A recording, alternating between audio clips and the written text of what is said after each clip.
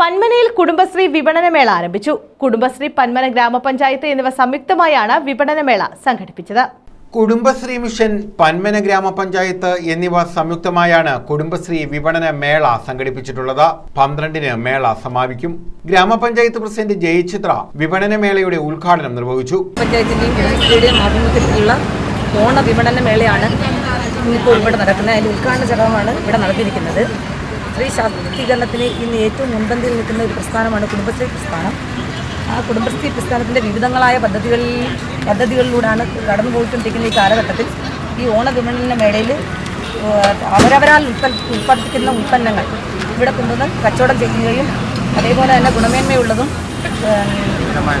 മിതമായ വിലയ്ക്കാണ് ഇത് നൽകുന്നത്. രമ്യ അധ്യക്ഷത വഹിച്ചു.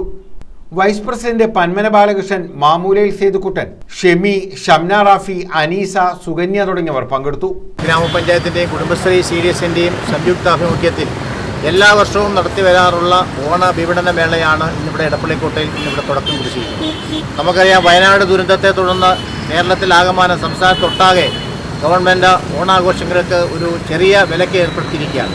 വിപുലമായ ഓണാഘോഷ പരിപാടികളെല്ലാം മാറ്റിവെച്ചുകൊണ്ട് ഇത്തരത്തിൽ നമ്മുടെ കുടുംബശ്രീ സംരംഭകർ അവരായി തയ്യാറാക്കിയിട്ടുള്ള